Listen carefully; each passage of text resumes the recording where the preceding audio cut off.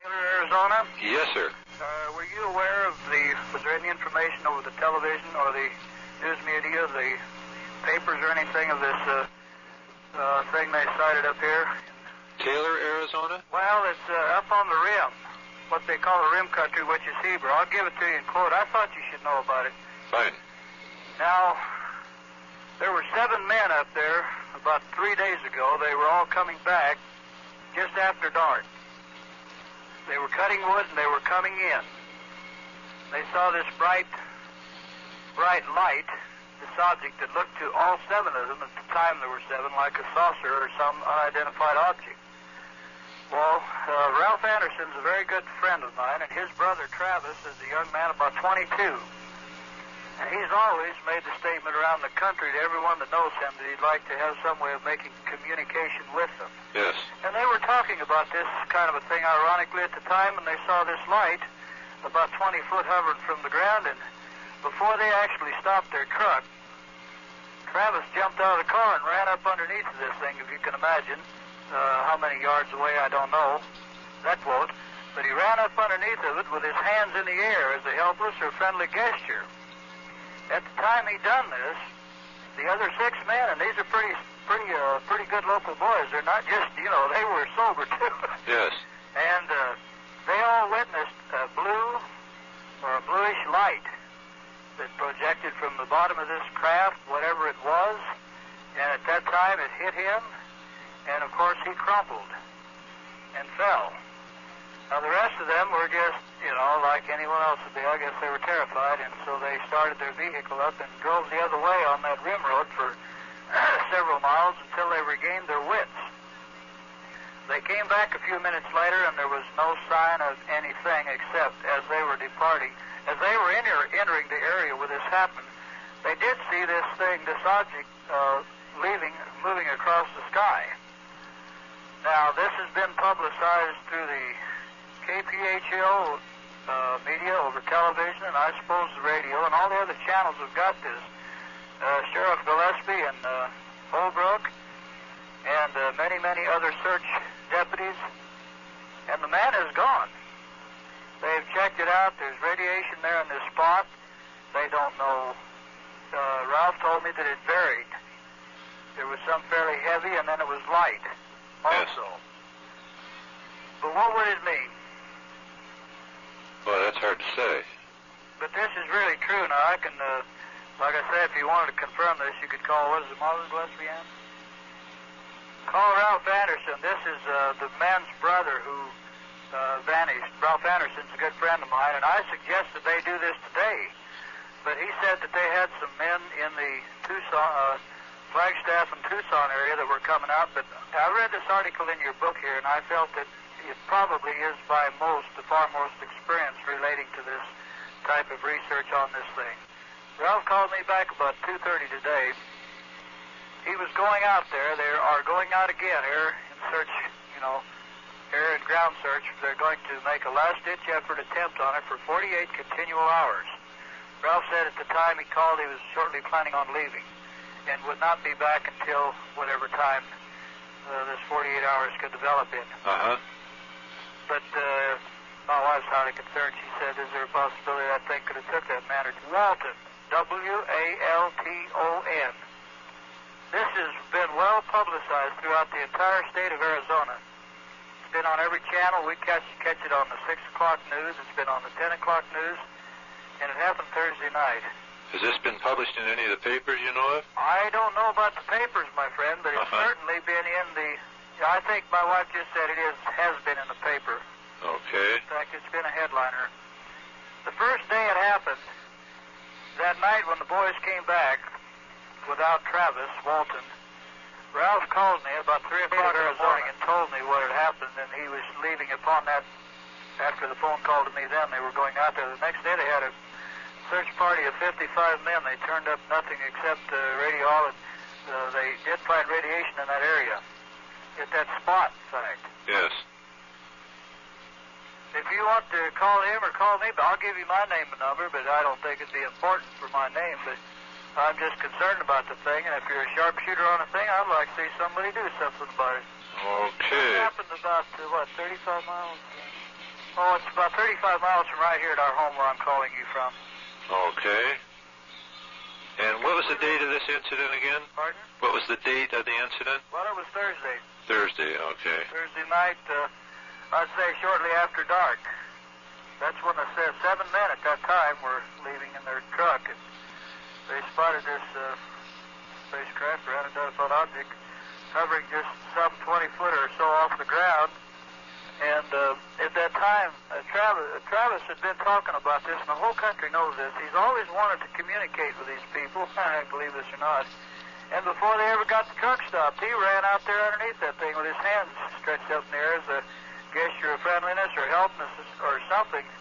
And then this bluish-like ray of light projected from the bottom of that craft and silhouetted him completely, and then he just crumpled, and that's when the other 6 boys just panicked, and they left for a few minutes. They said they didn't know exactly how long. They came back, and there was no sign of anything other than the fact of the visual sighting. Again, they saw this leaving. We sure appreciate your calling. I would mention one thing. All of these other men, included that were at this sighting witnessing this, have all agreed to, at the first of the week, they're all going to take a lie detector test. Probably in Holbrook and Marlon Gillespie's at the courthouse there to verify and substantiate this. And that would be verified by Ralph Anderson? Ralph Anderson is Travis's brother, and Ralph would be the best man to call I know about this. The following report was made to the center by Jerry Phillips on November 8, 1975. Out of the marshal, at Taylor. The guys at Holbrook, which is the sheriff's department there, are handling the investigation.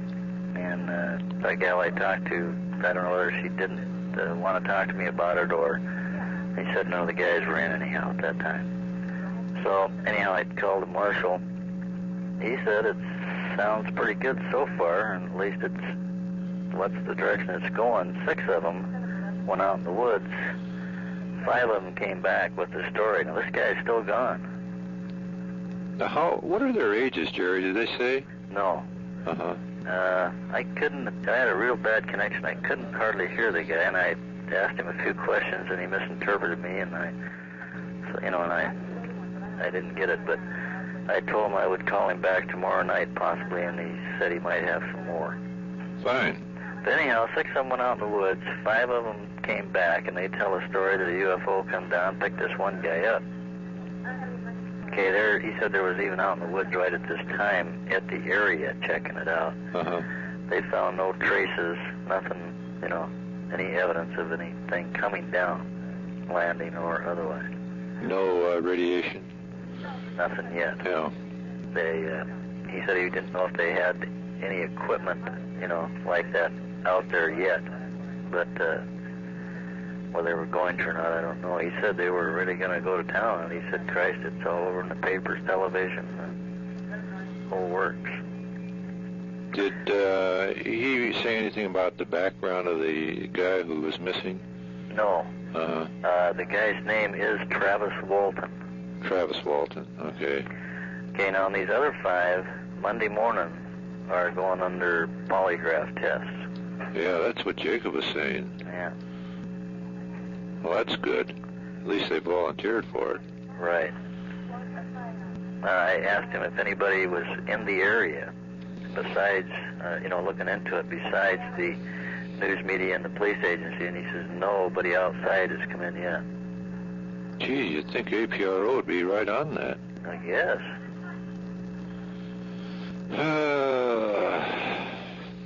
Oh, well. Okay, Jerry, great. Maybe I'll have a little better connection tomorrow. I'm going to tell you, I just had to really strain to hear him and him me, and I didn't want to miss anything or bunch anything up, so I just got what I got and told him I'd give him a buzz back tomorrow if it was okay, and he said it was fine. He might have some more info by then. Are you going to call the sheriff at Holbrook tomorrow? Right. Okay, fine. Yeah. Gal sounded kind of funny, Yeah. Like maybe she's not supposed to talk about it. Some of them hate to take on the responsibility of saying anything, I guess. Right. But tomorrow now I'll be over on this side of the room, and I'll maybe have a little more free time where I can do something. Swell. So I'm sorry I couldn't get any more. Well, you did fine. Well, under the circumstances, I guess. Well, we sure appreciate it, Jerry. Okay, also I made an appointment possibly for Wednesday night with that guy in Marysville. Oh, fine. Get a report from him, get it all on tape. Beautiful. And as soon as I get to hold this guy again tomorrow night, I shall call you back. Thank you very much. Okay. Okay, Jerry. Bye. Bye.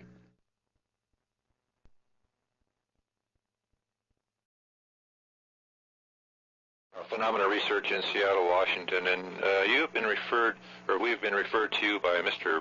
Paul Brady regarding the disappearance of your brother. Yeah.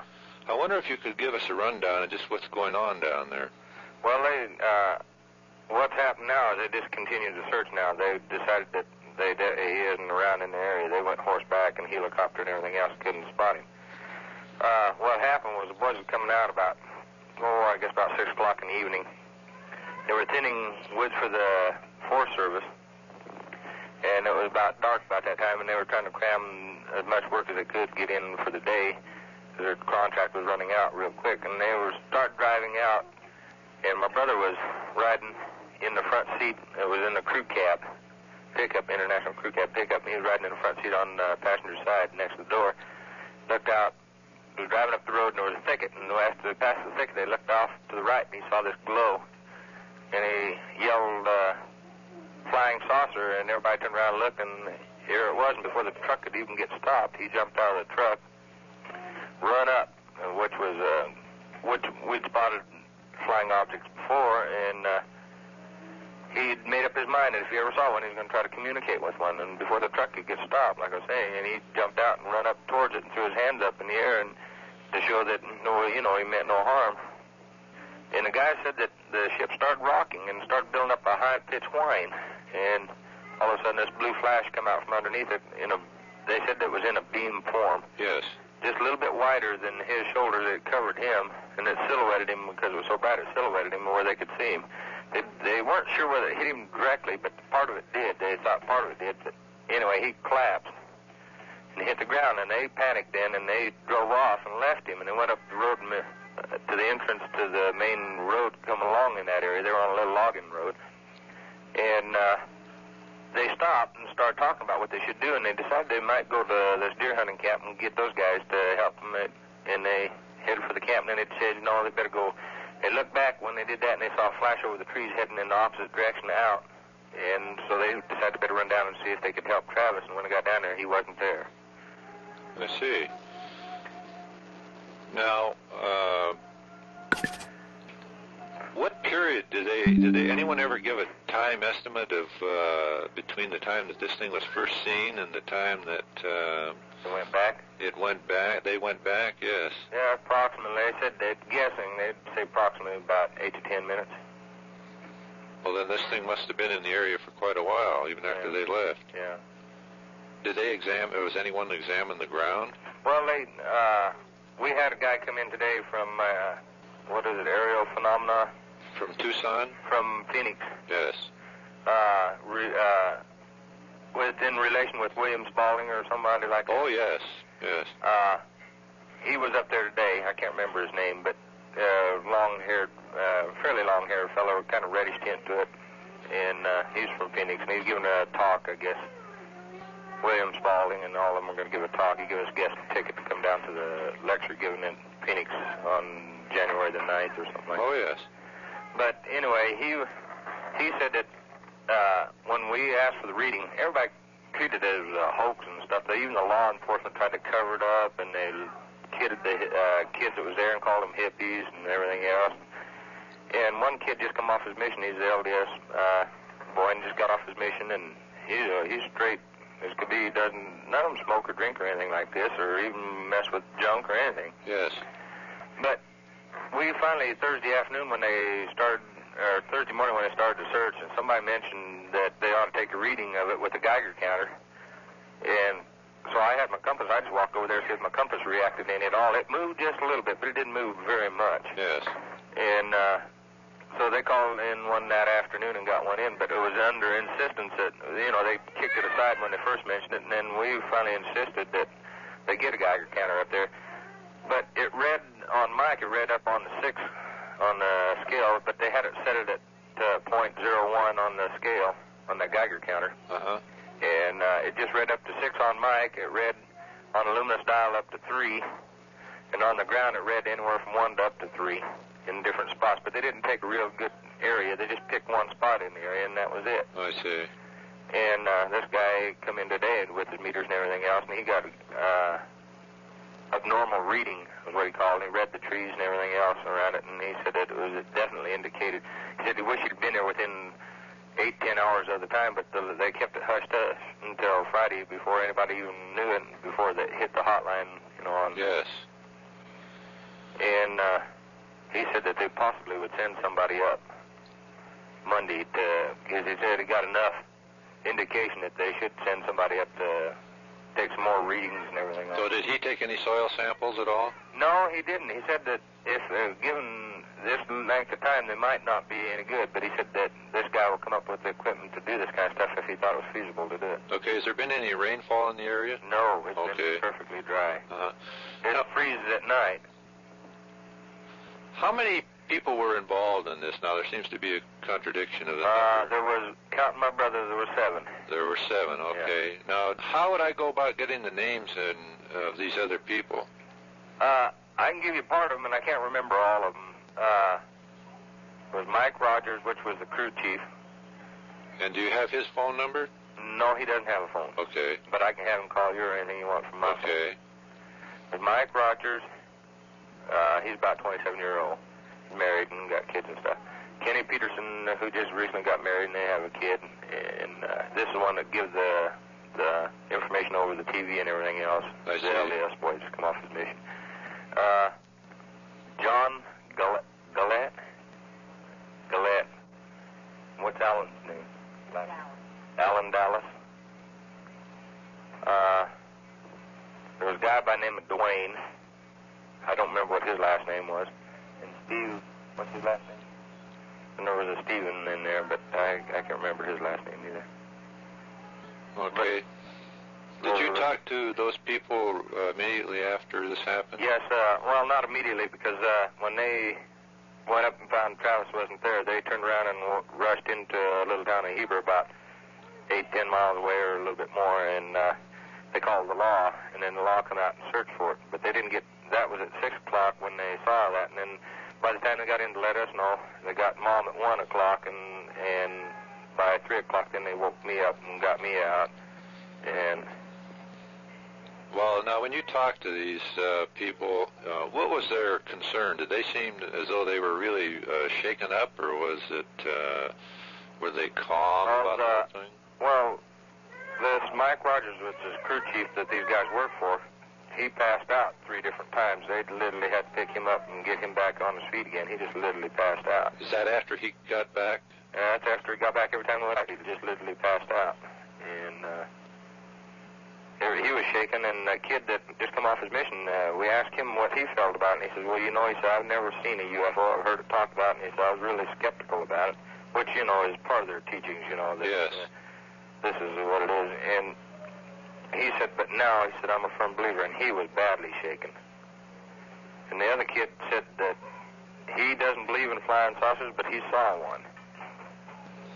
Okay. The rest of them all agree in the stories. There's just a minute amount of difference in it, not enough to even to warrant that there was anything different than yes. Yes, well, of course, there's always a difference when you have different people telling stories. Okay, now I got Mike Rogers, Kenny Peterson, John Goulet, Alan Dallas, and it's Dwayne, whatever his last name is, I don't know. He's a new kid to come up. There were 3 new kids that was there on the job. The others were old hands at it. They knew one another, except for this Dwayne. He only met Mike 4 days before this sighting happened. But all the rest of them knew each other for quite a long time. How about the ages on these fellows? Anywhere from the age of 20 up to 27. 20, 27, okay. Yeah. Then you've just about eliminated the possibility of any type of hoax. Well, right. They put dogs in their helicopters. They put horseback riders. They've covered an area in there that's probably 5 square miles. Okay, then Travis, he has always had an interest in this subject. Yes, he has. He's got a high IQ and everything. He's really... He's level-headed, is he? He never pulled anything dumb like this or anything like this, you know, where it'd be a hoax or anything. Yes. And he's just not the person who fits that. Okay. Since that has happened now, has there been anything strange that has happened in the area or... Well, they had a sighting not more than probably about 20 miles away of a woman spotting this, and this guy that was up today had the information on it, too. That was the same night? Yeah. I see. And there has been nothing else other than that. Have you had anything yourself, being as close as you are to him, have you had anything, any mysterious phone calls or... No. This is what he asked us, too. He said, usually, you know, you have this... In some instances, they run across this. But there's been nobody that's phoned or nothing. These boys are just working, and they're coming in when they spotted it. Okay, sir. I'm going to leave our office number with you, and if any of these other gentlemen would care to call us, why, we'd like to arrange something for a telephone interview. Okay. And that's the UFO Reporting Center in Seattle, Washington. I'd like very much to talk to this Mike Rogers, seeing that he has had apparently some sort of physical shock from this. Yeah. Yeah, they told us not to mess with the car or bang the hood or anything, or the top of the car, and not put no magnets around it or anything to where they could get a good reading off on that. Right. I'm very surprised they didn't get in on that right away. Well, the law covered it up. In fact, they run a guy away from it yesterday that was from Flagstaff, and they run him away and told him that they didn't want him even messing around there until after they had the lie detector test given, and they really treated this as a farce. Uh-huh. Now that test, is that going to be tomorrow? Yeah, it's going to be given in Holbrook tomorrow, and we're going to demand a taping of that so that they can take the tapes and get a reading off that, too. Okay. Now, we would very, very much appreciate getting a copy of those, if possible. We'll be more than happy to pay. What, on the tapes? Yes. Okay. Anything that we can get in relation to this case would be most appreciated. Okay, we'll do it. And if anything important should come up in relation to this, why, we'd appreciate hearing from you.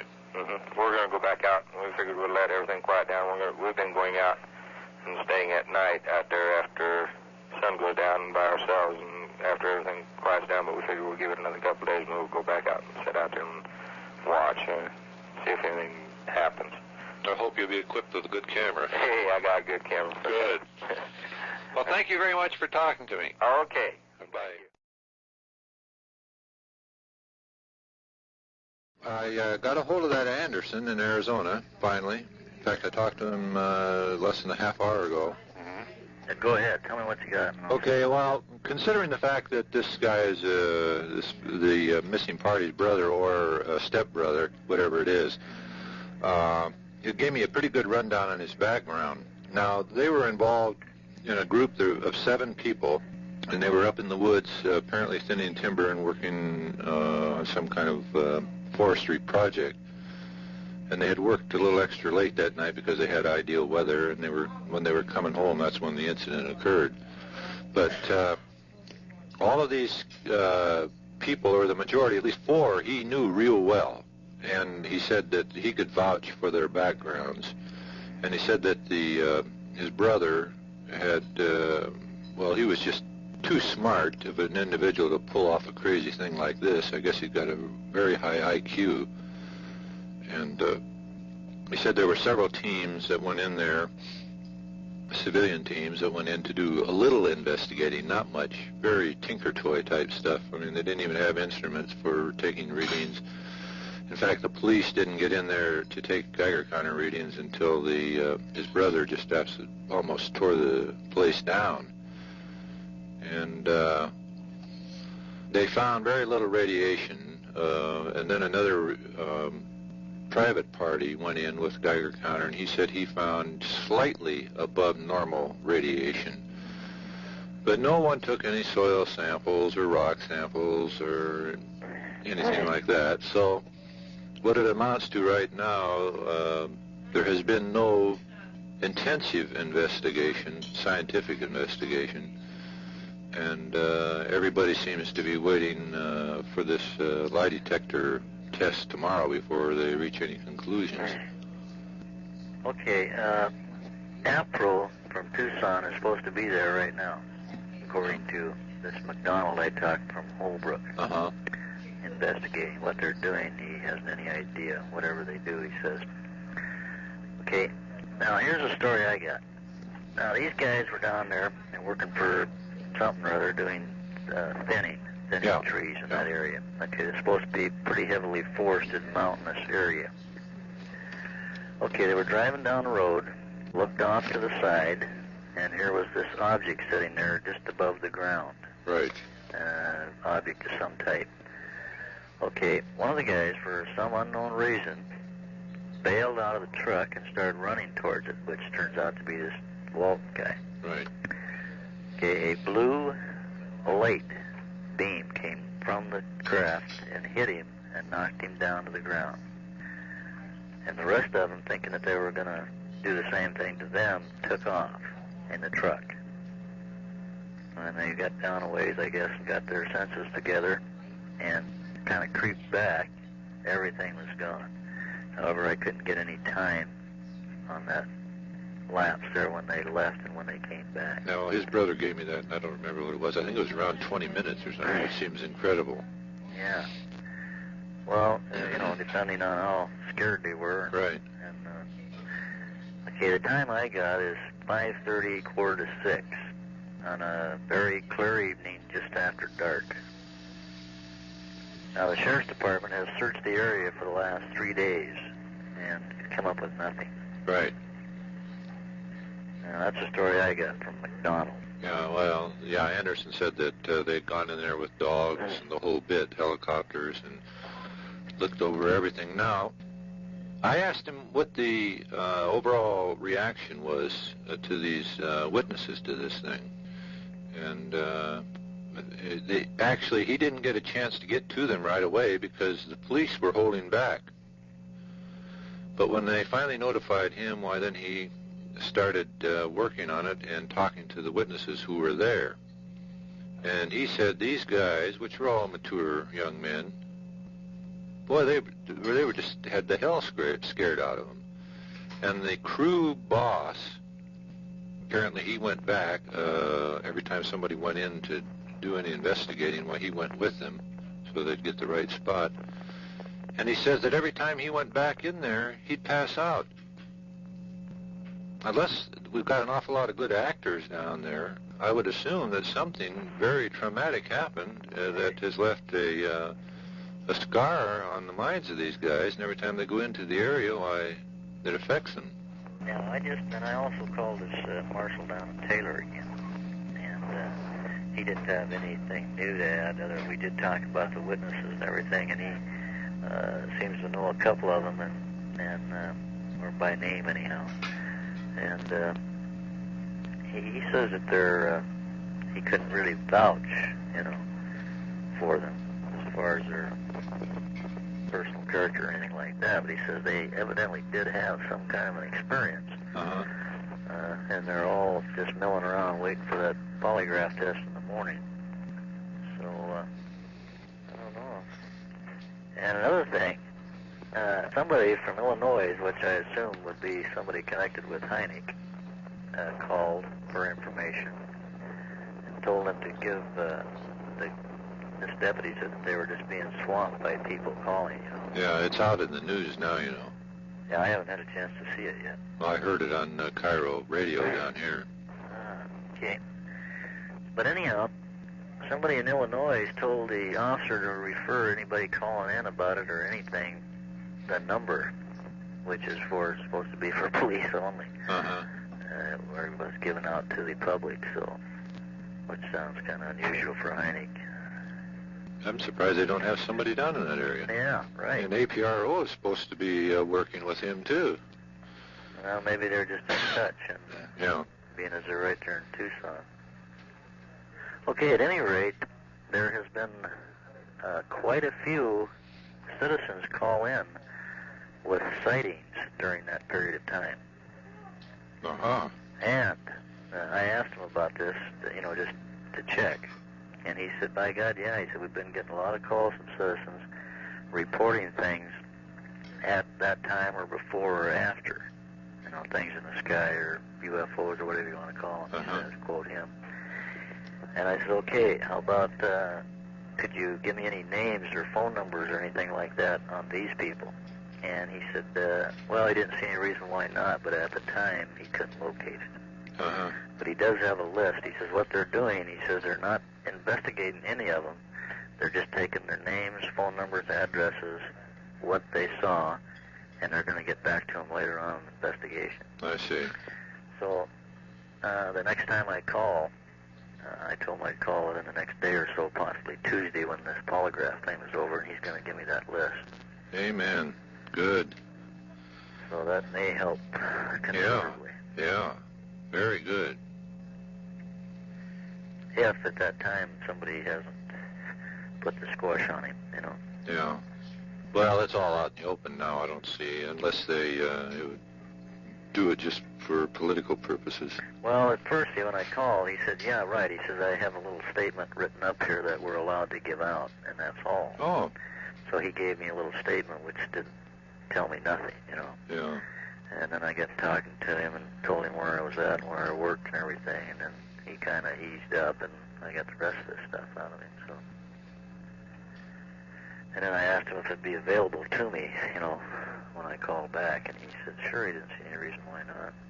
Oh, that's great. So possibly we'll get some more names and addresses of somebody that saw something at the same time. Yeah, this Anderson said that there was another woman that he knew of that had seen an object at the same time, fairly nearby. So I would imagine, being that they had beautiful weather down there, that a lot of people had seen things. Heck yeah. Well, okay. Seems like you got more than I got there.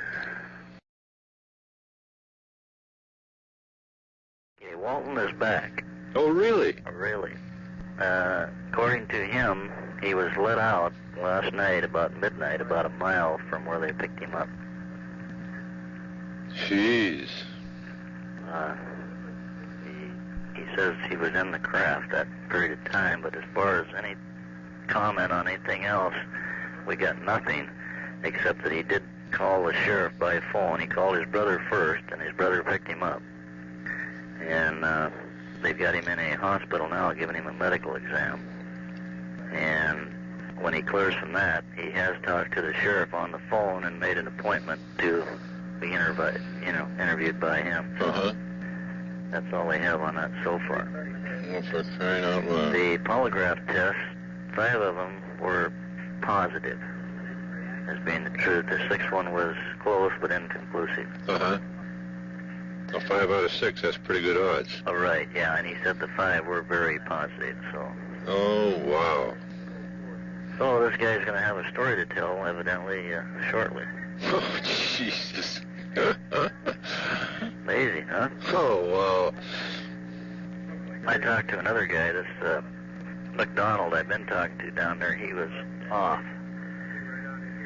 So I asked him about the list of names and stuff, and he said that he didn't have, they were around there somewhere, but he didn't want to go looking. So he said they did get a lot of calls, and they're still getting of activity in the area. Well, maybe what's his name prediction is going to come true. It's hard to say. Yeah. So that's something. Yeah, well, his brother Anderson called today, and he left word for me to call him back, so maybe I'll pick up a little more info. This was Walton's brother, right? Right. Oh, well, you should be on the inside then, because he called Anderson to come and pick him up when he got to a phone.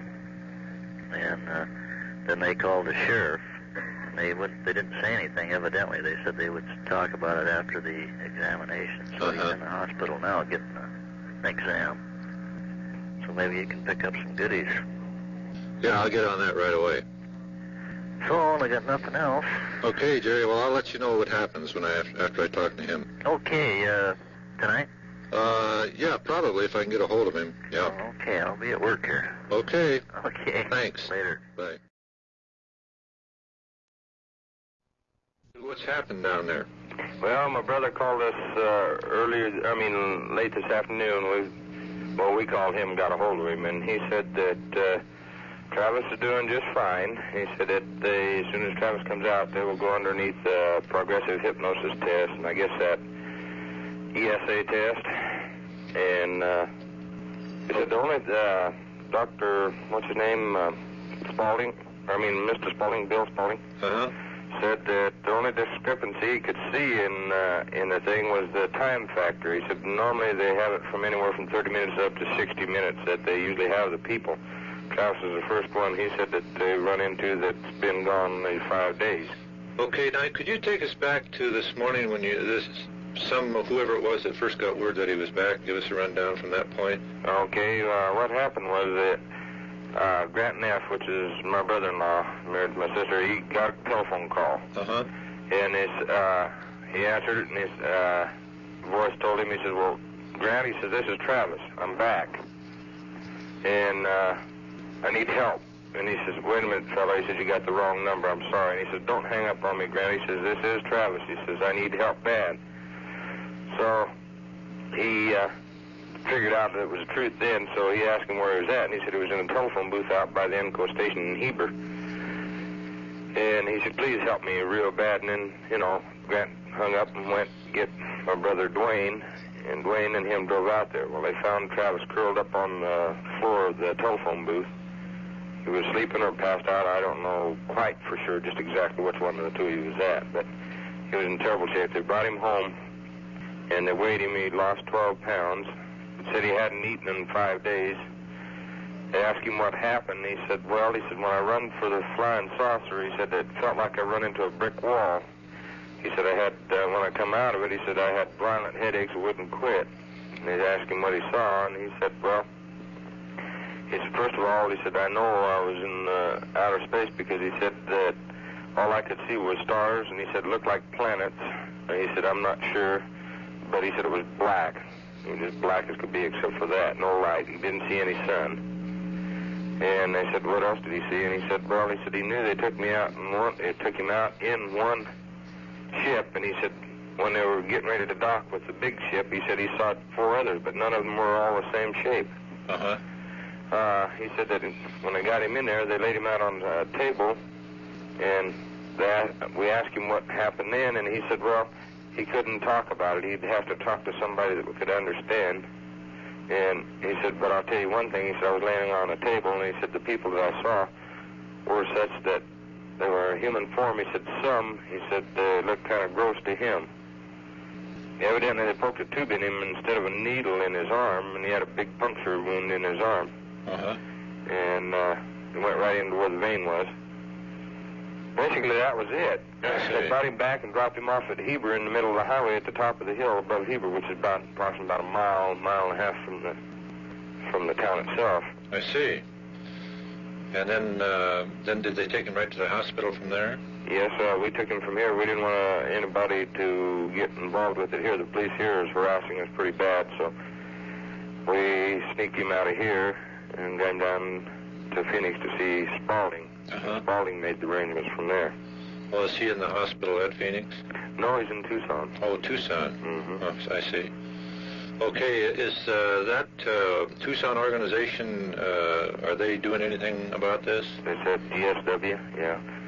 They're the ones that's going to run most of the tests. They got Dr. Lester Stewart to run the progressive hypnotist test on them and see what... but they said on the news tonight, I haven't been down there yet, and we're waiting to get clearance to come on down, but tonight Dr. Lester William Spaulding said that it was either the greatest, it was the best hoax that's ever been pulled, or else it's the most fantastic UFO sighting. He said after the test, he'll be able to tell them. They put him on the spot, and he had to, ride the fence more or less. Yes. But he said after the test, they would know more about it. Okay, now how about that the lie detector test they gave the 5 or 6 witnesses? How did that turn out? Turned out positive that they were telling the truth. I'll be darned. Well, that's the kind of evidence we like. Showed that they positively told the truth. Okay, now what was your brother's name that picked Dwayne. Dwayne up? Yes. Yeah, he picked, Dwayne picked up Travis. Brother-in-law was Grant Neff. And it was Dwayne that picked up Travis? Yes. Okay. He said that when he reached in the booth to grab Travis, he said Travis started scooting away from him, trying to get away from him. And he said, I need help. And Dwayne talked to him, which is the closest one to him anyway out of all the brothers. Yes. And he said that, it's me, Travis. He said, it's me. He said, you're all right. You got help. And he said he lifted him up, reached down, picked him up, and held him in his arms. He said, just like grabbing a baby, he just cuddled right up and started crying. He said everything, finally got him calmed down, said everything was all right. Uh-huh.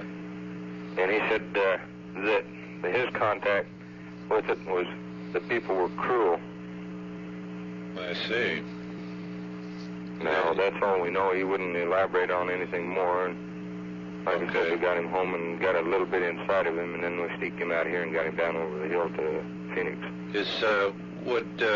Is there any way that we could contact this Dwayne? Do you think he would object to our calling him? Let me give you a telephone number if I can find it. David, there's some cards around here somewhere that got the horseshoe outfit. Have you had much communication with the news medias on this? Yes, they've been in and out all the time. They're trying to corner Mom. We're trying to keep Mom away from them. And because she's relieved, but she's still shook up. Oh, I would imagine so. And she was one of, in her mind, that he was definitely coming back. We all knew it, but she stuck by her guns all the way, and there they harassed her and everything else. Oh, yes, I can understand that. We've even got some kooks in here now that's coming in and out to see the freak show, as they call it. And they're coming down from Colorado and every place else. Have you been contacted by Dr. Hynek from the Center for UFO Studies in Illinois? We haven't run into him yet. He might have called one of the other guys, but he hasn't called me. Uh-huh. Do you have William Spaulding's telephone number? Maybe he can give you Dwayne's. I don't have it right here. I can't find it. My wife has dumped out all my cards and everything else out of my pockets. Yes, I have Spaulding's number. Davey, check that blue sweater and see if it's in the in the pocket of the blue sweater. I understand that quite a few sightings of UFOs are being made in that area now. It's supposed to be the hot spot, according to the way Mr. Spaulding said, that this is a hot spot in the nation right now. Whether that's true or not, but evidently the same night that Travis was picked up by this flying object, that somebody else turned in a report, just not but a few minutes difference between the men's turning him in and them. Uh-huh. But there's been some down around Child, Arizona.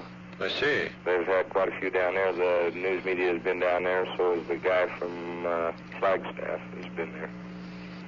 But you can probably get a hold of Dwayne. He's checking now to see if he can find him. All right, sir. Now, would it be possible to get another call from you tomorrow night and get us caught up on what's going on?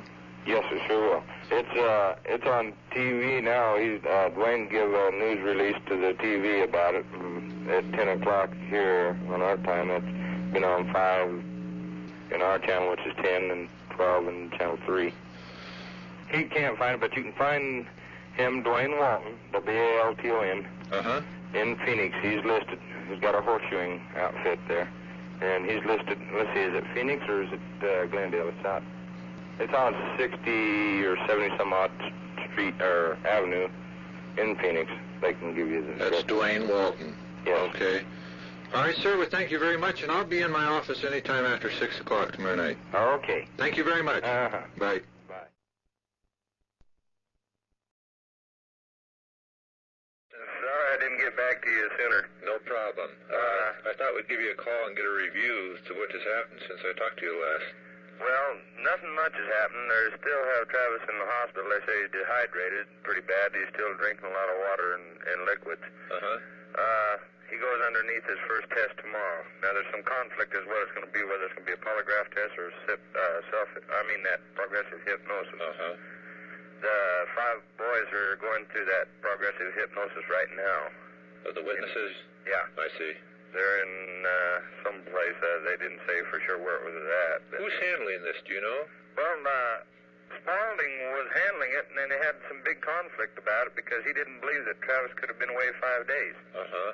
And now he says over the news that he definitely feels that they have patched up the ends and that there was through some of the tests that's been run on him. I guess it hasn't been anything but medical tests.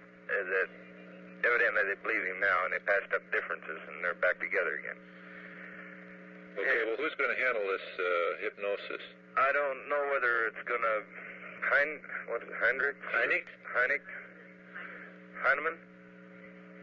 or Heinrich? Well, there's a Harder, Dr. Harder, associated with Heineck, Dr. Heineck. Heineck, yeah. Okay, He's going to do the testing of him. I see. Okay.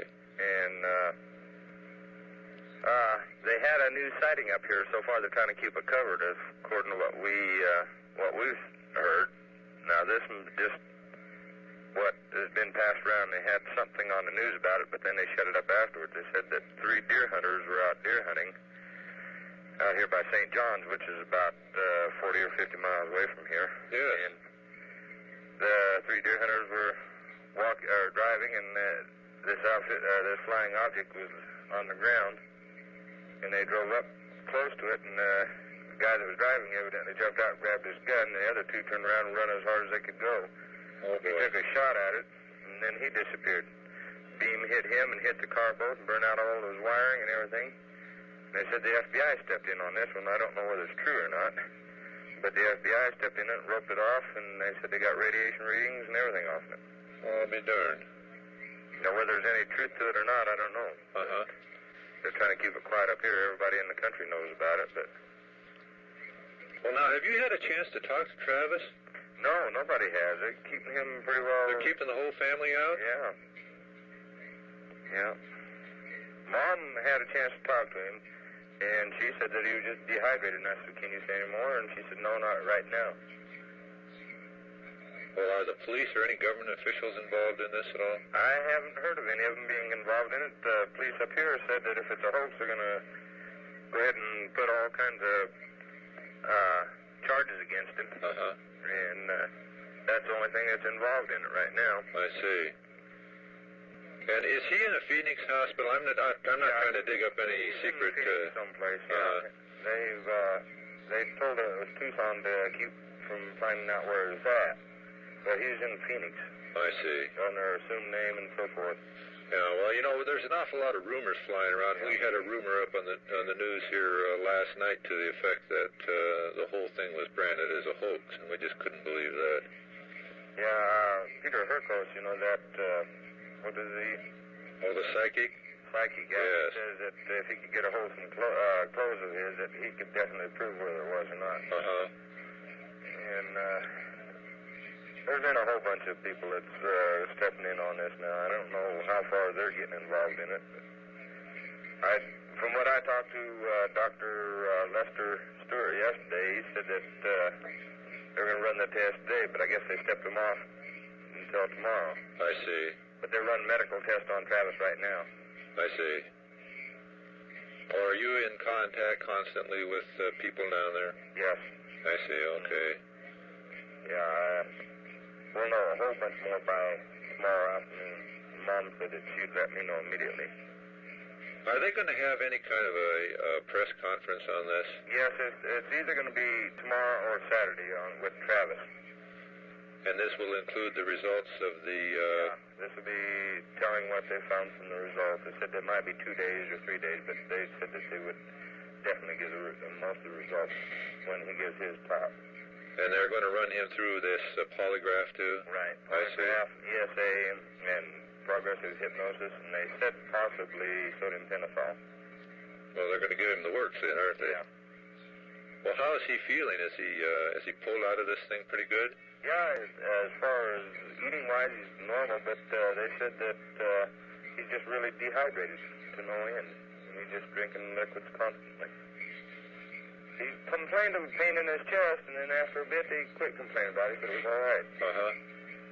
Did he ever come up with any more information about being in the craft itself? Well, he said that they give the description tonight. He said that he saw the people were just like us, except that they didn't have any hair on their head.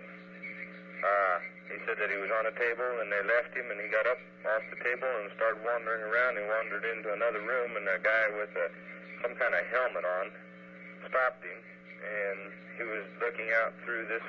In this room, there was like a window that you could see through, and they stopped him, and they took him into another room, and there was 3 crafts in that, 3 flying crafts there, in storage there, and that's all they would let him say. I see. Does he recollect completely being brought back the other night? No, he don't. He evidently when the last thing he can, or let's see, the thing that he remembers is opening his eyes on the highway when they let him out, and he looking up and seeing the craft leave. Does he remember what this thing looked like? The craft? Yes. Yes. On the outside? Well, now, as his brother, are you going to have access to any of these tapes of these various tests? Well, Dwayne will have most of them. Because just as scientific data, we'd really like to get a hold of that stuff if we can. All right. I don't know what, there's a lot of people, I suppose, would be wanting those to write books and so forth. Right. But they don't want to capitalize on it at all right now. He said that they just wanted to get this thing cleared up once and for all. What they'll do later, I don't know. I haven't, like I said, I haven't talked to Travis recently or anything like this. You know, I don't know what they're going to do. They're just keeping him under wraps pretty close. So I guess Mom's the only one that has seen him because I just got to talking to her just before I called you to find out if there's anything developed since I last heard. Now, did they say that this Aerial Phenomena Research Organization in Tucson was pretty well handling this? Well, it's in Phoenix. This Spalding is. Oh, I know Spalding is, yes. But I know this Heineck is... I guess they call Heineck in to run these tests. So. Oh, yes. Okay, well, I won't keep you any longer.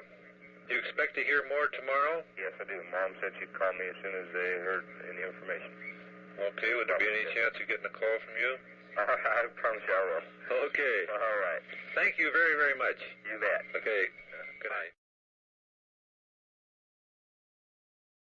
I've been in the best contact I could keep on the information on this results of this thing. It just doesn't look that good anymore.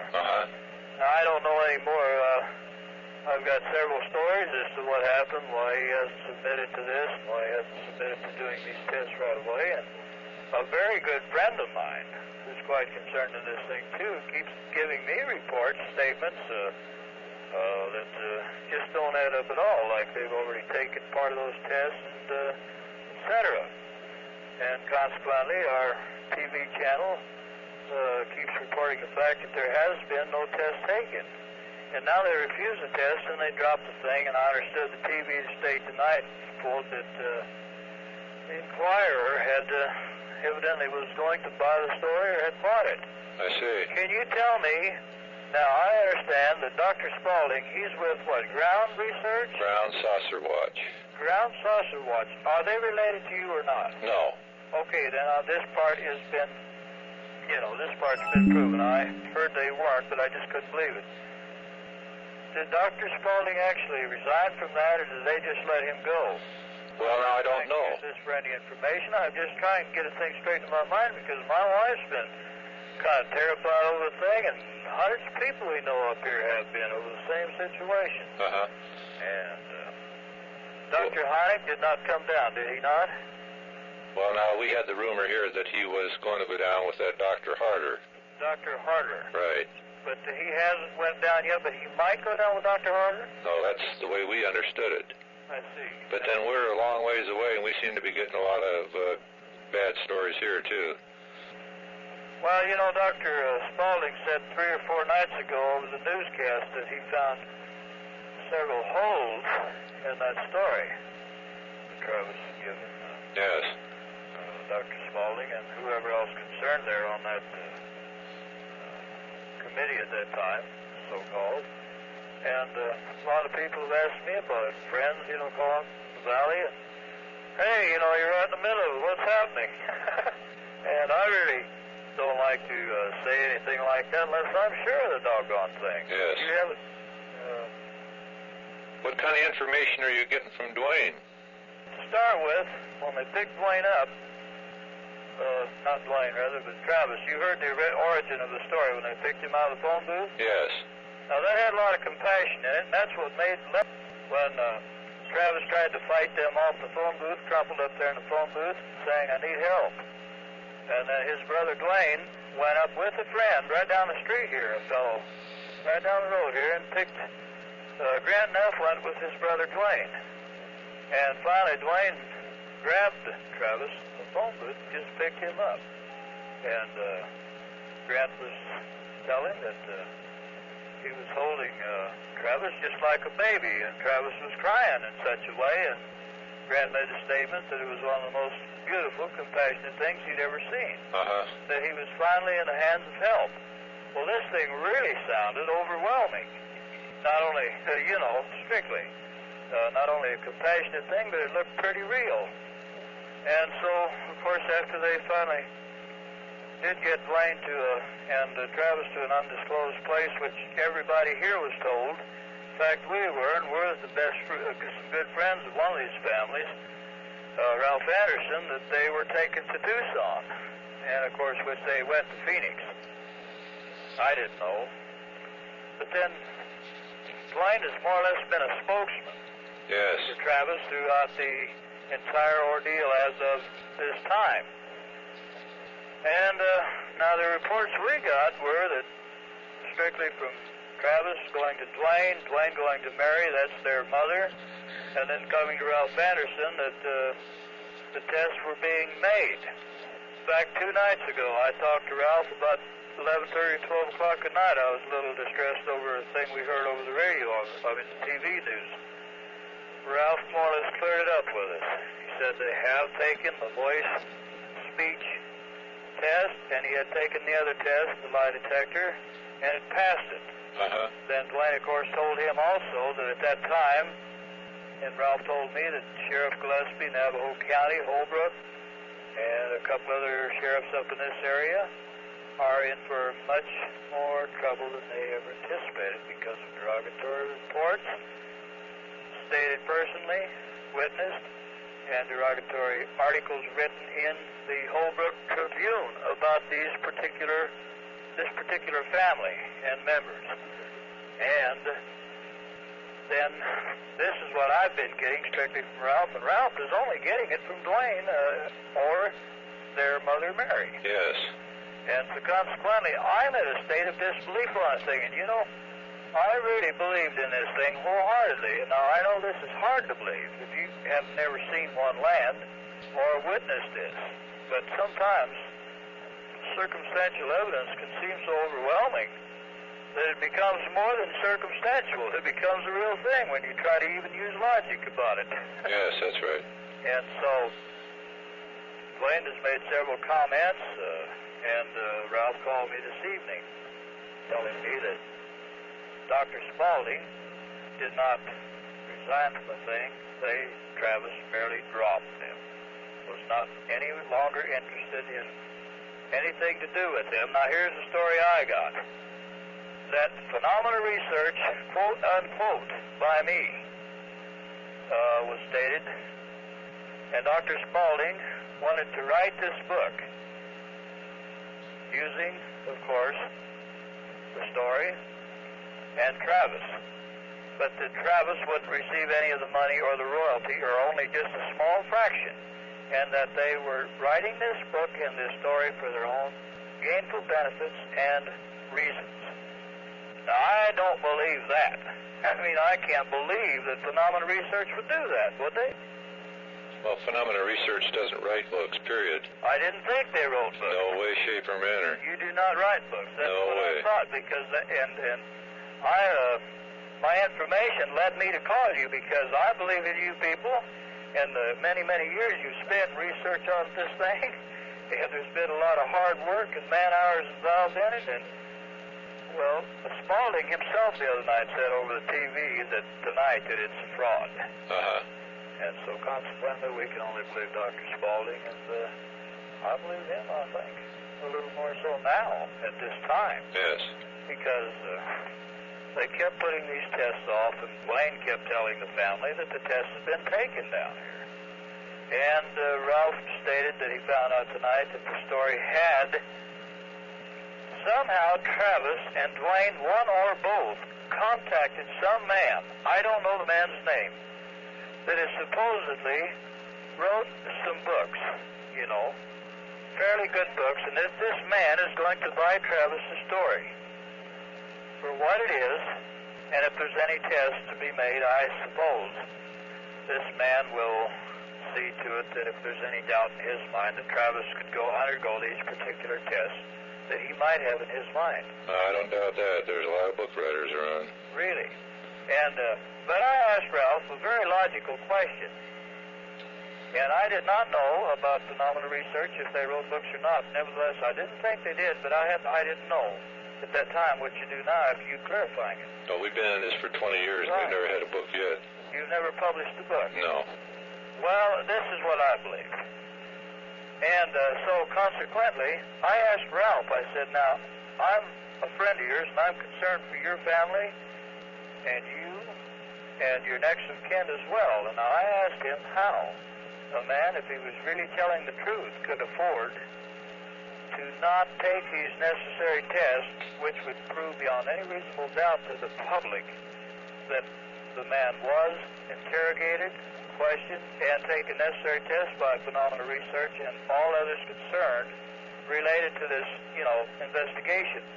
And as I explained to Ralph, it was a question that I asked, that I felt he could sell this book to many, many thousands of publishers, publishing companies, as well as newspapers. And why sell it to one man? See, this is what don't make sense to me. So I'm kind of considering the whole thing. It doesn't look as strong as it did at the very beginning, and I just wondered if there's any on the TV news that when he was supposed to have appeared this morning to take these necessary tests, he could not be reached, nor could his brother Dwayne at that time. Now, they tried, I suppose, quite hard to locate either one or both of these men. They could not find them. Where they were, I don't know. You know, how could anybody know? They have failed to appear for the test. And so, here's the 10 o'clock news. We're just now getting it on the air. But after I heard this, I got to wondering about it, and I talked to Ralph immediately on the thing, because I told them that I felt that they definitely needed, you know, to work with the people on this thing. If there's going to be any substantiation of any, you know, fact at all. And when they contacted this other man, I don't know. But I just wondered what your feelings were on it at the time, because I thought maybe you directly related to it, you might know things that, because all I'm hearing is what we hear from Ralph, and Ralph can't be blamed for this because he's worried sick about this. He's got quite a few children in school, and he knows the harassment that their children and everyone will be subject to if this turns out to be a big phony hoax. So, well, we're going to keep on it from up here anyway. Are you, what time is it there now? 9:01. 9:01. Right. Okay. Could you work a night shift or something, or what? Well, we're on duty all around the clock here. Well, I was going to say, in your findings on this thing, why don't you give me, if you have any spare time, write me a little letter or something, you know, if you have the time. I know you're busy, but I'm really quite concerned on this thing, and seemingly I can't believe what we're hearing here. Yeah, it's got to the point now where stories are crossing each other. Well, I was afraid of this at first. Then, in fact, 4 nights ago, 3 men were supposedly hunting up in St. John. Have you heard about that? Yes, we heard about that. Well, did you check into it? Was there any substantiation to it? Not as far as we can tell. Yeah, it's going too far. I don't know where these 3 men, one took a shot at it. Is that the one you heard? Right. And where he disappeared, the wires in the truck or vehicle were melted down. Right. Yeah, well, see, now I heard, quote, that the FBI had roped the entire area off and that phenomenal research was on the scene and everything. And so hearsay is one thing, and the fact is something else. So you really haven't went into it then? No. But if we do get any big information up here, we'll let you know. Hey, I'll give you my address. Do you have it? Did I give it to you the other night? Yes. I hope to hear from you. Anyway, just write and say a few lines or something. Okay, will do. Hey, thanks, advice. Thank you for calling. You bet. Bye. Bye.